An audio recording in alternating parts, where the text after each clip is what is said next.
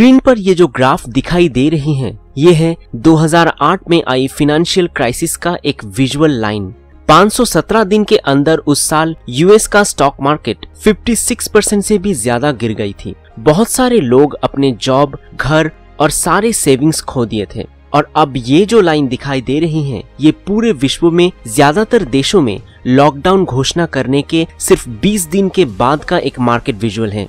एक महीने से ज्यादा चलने वाली इस लॉकडाउन ने मार्केट को अभी से 20% तक नीचे ला चुकी है। तो फिर क्या 2020 में फिर से लौट आएगा 1929 का वो इतिहास? 1929 का उस इकोनॉमिक डिजास्टर को आज तक का सबसे खराब समय माना जाता है, जिसको द ग्रेट डिप्रेशन बोला जाता है। कोरोना वायरस के ये दौर जाने के बाद कैसा होगा आने वाला दिन, जानने के लिए देखते रहिए आउट ऑफ सिलेबस की ये नई वीडियो।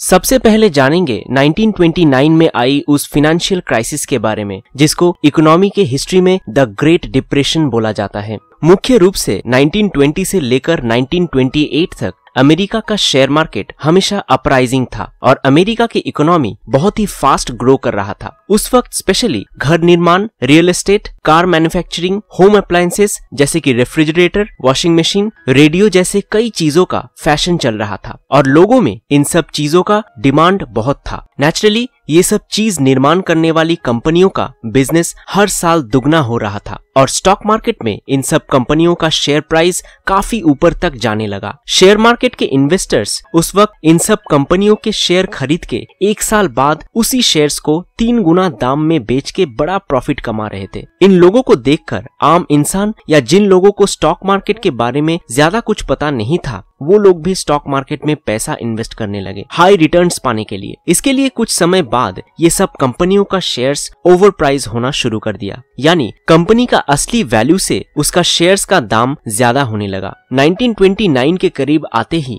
अमेरिका के ये बढ़ता हुआ इकोनॉमी धीमा होना शुरू कर दिया था और उसी साल अमेरिका के कई इलाके में सूखा आने के कारण खेती का नुकसान हुआ था। धीरे धीरे बाजार में डिमांड कम होने लगी, जिसके कारण बहुत सारे कंपनियों ने अपना प्रोडक्शन कम करने लगा और इसके वजह से बहुत सारे लोग बेरोजगार होने लगे। इन सब चीजों के बारे में आम आदमी को कोई खबर तक नहीं था और वो लोग तब भी शेयर मार्केट में इन्वेस्ट कर रहे थे। कुछ दिनों के बाद सबका गलतफहमी दूर हुआ जब 1929 के अगस्त में 24 तारीख और 29 तारीख 2 दफा में अमेरिका के स्टॉक मार्केट एक झटके में नीचे गिरना शुरू किया। इसके लिए 1929 के 29 अगस्त को अमेरिका में द ब्लैक थर्सडे बोला जाता है। इस तरह करीब 3 से 4 साल तक लगातार स्टॉक मार्केट का हाल और भी खराब होती गई। 1929 में जो शेयर का दाम $100 था, 1932 में आके उसी शेयर का दाम सिर्फ $10 हो गया था। दूसरी तरफ बैंकिंग सिस्टम का हाल भी बेहाल थी। आम इंसान स्टॉक मार्केट में इन्वेस्ट करना बंद कर दिया था, जिसके वजह से कई सारे कंपनी फंड के बिना प्रोडक्शन पूरी तरह से बंद करने लगे थे और साथ ही साथ बेरोजगार लोगों की संख्या बढ़ने लगी।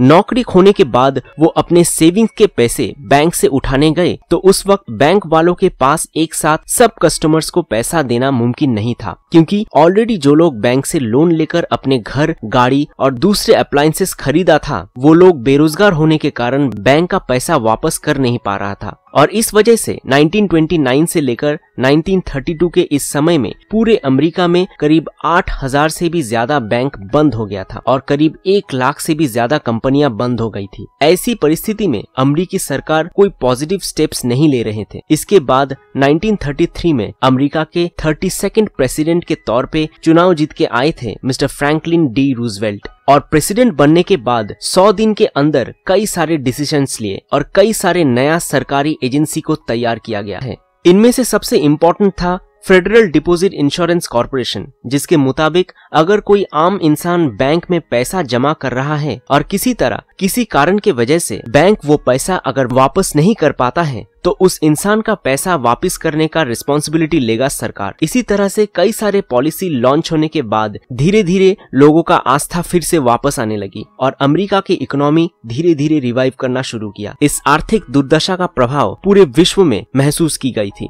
बाद में सेकेंड वर्ल्ड वॉर के बाद धीरे धीरे इस परिस्थिति का सुधार हुआ। अब आते हैं 2020 का इस लॉकडाउन के बारे में। कई सारे इकोनॉमिस्ट और इकोनॉमिक सर्वे करने वाली संस्थाओं के विचार में वर्ल्ड इकोनॉमी कई बार खराब परिस्थिति से गुजरी है, लेकिन 1929 के बाद इतना बड़ा इकोनॉमिक डिजास्टर पिछले 90 सालों तक नहीं दिखाई दिया है।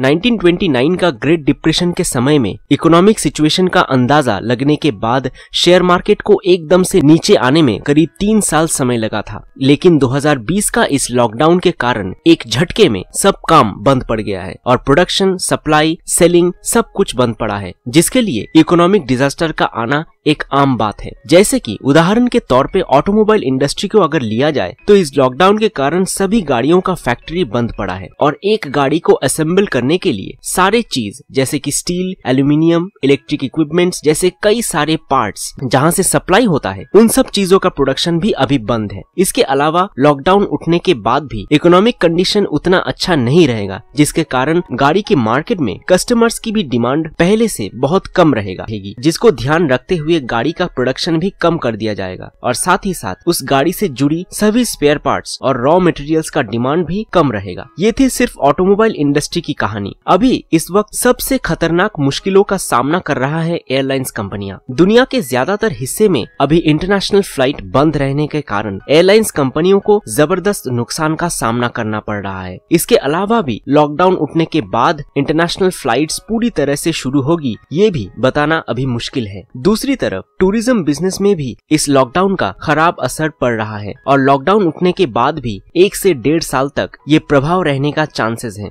अगर इंडिया के तरफ ही देखा जाए तो मूडीज द्वारा दी हुई रिपोर्ट के अनुसार इंडिया का जीडीपी 5.3% तक होने की संभावना थी, लेकिन इस लॉकडाउन के वजह से ये आंकड़े सिर्फ 2.5% तक ही सीमित रहेगी। इसके अलावा गोल्डमैन सैक्स द्वारा दी हुई रिपोर्ट के अनुसार इंडिया का जीडीपी 1.6% से ज्यादा नहीं जा सकती है। इंटरनेशनल मॉनेटरी फंड या IMF के मुताबिक 2020 में इंडिया का जीडीपी 1.9% के आसपास रहेगी। वैसे भी पहली दफा के 21 दिनों का लॉकडाउन में इंडियन इकोनॉमी में करीब 32,000 करोड़ से भी ज्यादा का नुकसान हो गया है। 53% से भी ज्यादा छोटा मोटा बिजनेस नुकसान में जा रहा है। किसान और एग्रीकल्चरल सेक्टर्स का भी हाल कुछ ज्यादा अच्छा नहीं है। कई सारे जगह में सप्लाई चेन और ट्रांसपोर्टेशन की दिक्कत के कारण लाखों लोग परेशानियां झेल रही हैं। वर्ल्ड बैंक के तरफ से भारत को $1 बिलियन का फंड मिला है। इसके अलावा भारत सरकार अभी तक 3,74,000 करोड़ रुपए इकोनॉमी में डाल चुका है, जिससे आम इंसान के लिए राशन, इंश्योरेंस, फ्री गैस, महिलाओं के लिए सहायता और दूसरे कई सारे पब्लिक वेलफेयर का बंदोबस्त किया गया है।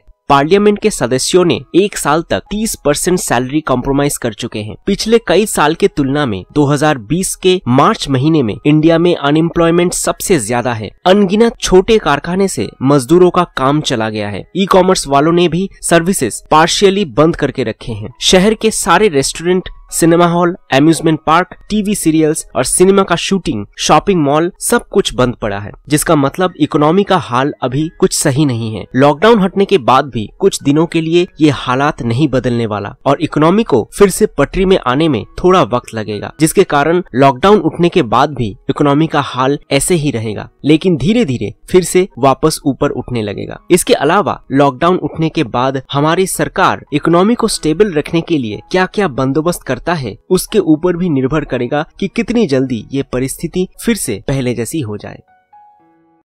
तो आज के लिए बस इतना ही। इस पूरे वीडियो को बंगाली वर्जन में देखने के लिए ऊपर दिए गए आई बटन या नीचे डिस्क्रिप्शन बॉक्स में दी गई लिंक को जरूर चेक कीजिए। वीडियो को लेकर या चैनल को लेकर अगर कोई सुझाव हो तो कमेंट बॉक्स में जरूर बताइए। तो ये था आउट ऑफ सिलेबस की तरफ से एक छोटा सा प्रेजेंटेशन। अगर ये वीडियो आपको अच्छा लगा तो लाइक कीजिए, शेयर कीजिए अपने दोस्तों के साथ और चैनल को सपोर्ट करने के लिए सब्सक्राइब कीजिए आउट ऑफ सिलेबस को। मिलते हैं अगले वीडियो में कुछ नए जानकारी के साथ।